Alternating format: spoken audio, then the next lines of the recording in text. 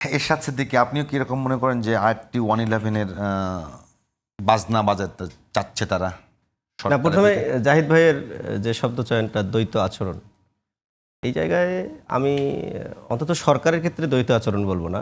সরকারের ভিতরে মাল্টি সরকার আছে, মানে ওখানে উপদেষ্টাদের মধ্যে ওই 3 দিনে যে 3 দিন সরকার ছিল না, আসলে কে যে কোন কোটায় আসছে, এটা তো আমরা একটা অভ্যুত্থান করেছি, একটা নিরাপদ বাংলাদেশ করব।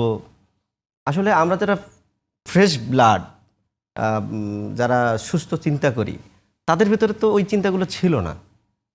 এরপরে ধীরে ধীরে তো আমাদের ভিতরে এই সন্দেহ, এই শঙ্কা চলে আসছে। আপনি যদি জুলাই ঘোষণাপত্রটা দেখেন, এই জুলাই ঘোষণাপত্র যে আঙ্গিকে হওয়ার কথা ছিল, সে আঙ্গিকে কি জুলাই ঘোষণাপত্রটা দেওয়া হয়েছে?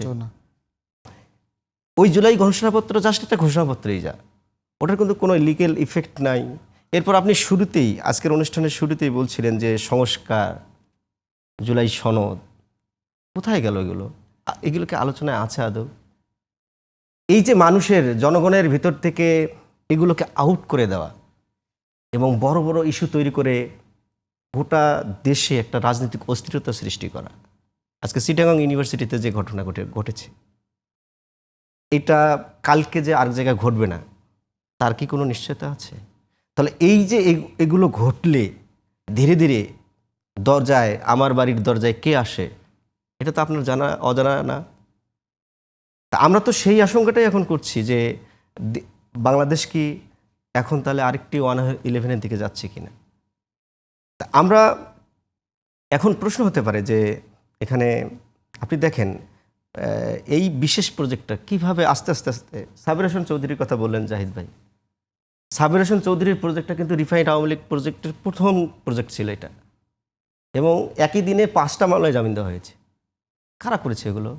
এটা নিয়ে সমালোচনা হয়নি, আমরা তো এটা নিয়ে কথা বলেছিলাম, কিন্তু এটার মিনিমাম কোনো দায়বদ্ধতা, এই দায়বদ্ধতা আমাদের সরকারের কোনো কোনো উপদেষ্টার ভিতরে একেবারেই নেই।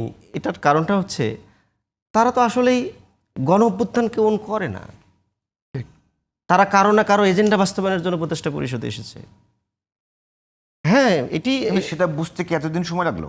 হ্যাঁ, শোনেন, 1 বছর কিন্তু খুব বেশি একটা সময় না, আমাদের কিন্তু দেখতে দেখতেই 1টা বছর চলে গেল।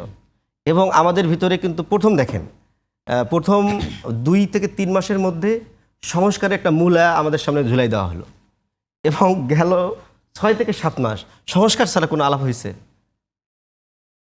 মানে বাংলাদেশে এত পরিমাণ সংস্কার হবে, মানে আপনার ঘরেও সংস্কার হওয়ার আপনি একটা আশঙ্কায় ছিলেন যে আমার পরিবারে না জানি কি ঘটে যায়, মানে সংস্কার ছাড়া কোনো আলাপ নেই। এখন দেখেন কমপ্লিটলি সংস্কারের আলাপটা আউট। কোথায় গেল এটা?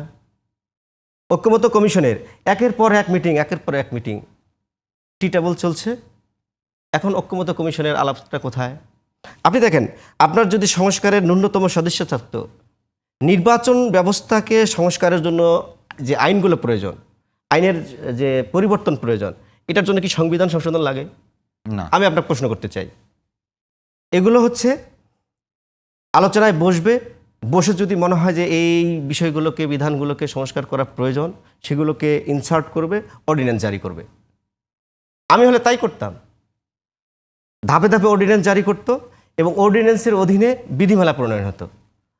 আমার নির্বাচন ব্যবস্থা একদম, আমি যে বাংলাদেশের যে নির্বাচন ব্যবস্থাটা এই স্বাধীনতা 54 বছরে চেয়েছিলাম, এটা কিন্তু হয়ে যেত। এবার আসেন পুলিশের সংস্কার, পুলিশের সংস্কারের জন্য কোন সংবিধানের কোন আর্টিকেলকে চেঞ্জ করতে হবে আমাকে বলেন তো একটু। তাহলে আমাদের তো পুলিশ সংস্কার করতে হবে। এই পুলিশ 15.5 বছরে ওটা মনে হয় হয়ে গেছে। কোথায় হয়েছে আমাকে একটু? সংস্কার বিষয় যেগুলো প্রস্তাবনা আসছে, না না, প্রস্তাবনা তো অনেকগুলো, প্রস্তাবনার গুদাম ঘরে এখন কোনো জায়গা নেই, এত বেশি প্রস্তাবনা।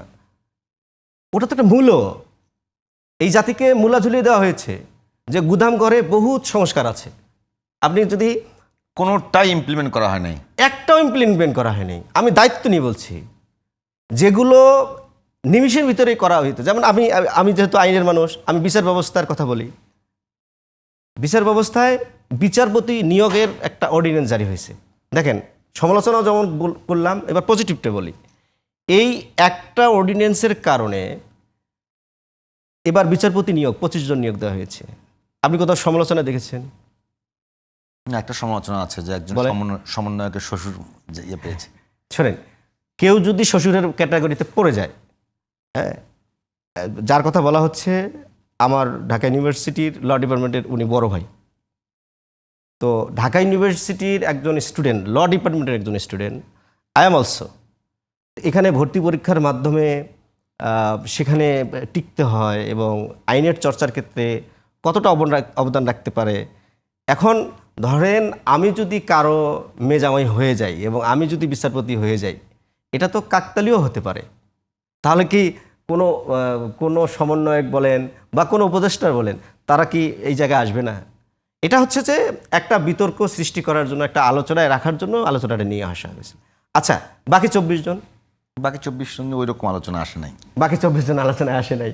তাহলে বাকি 24 জন যেহেতু আলোচনায় আসে নাই, তাহলে আপনি কত মার্কস দেবেন এই নিয়োগ প্রক্রিয়াটাকে? না, ওই হিসেবে তো অনেক, নিঃসন্দেহে এই নিয়োগটা একটা স্বচ্ছ নিয়োগ মানে হয়েছে। নিঃসন্দেহে 98 পেয়ে যায়। 98 পেয়ে যায়। তাহলে 98 কি আপনি সন্তুষ্ট না? না, সেক্ষেত্রে সন্তুষ্ট। আচ্ছা, তাহলে আপনি সন্তুষ্ট হলেন কিসের কারণে?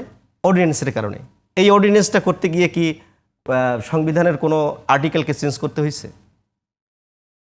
কিনা?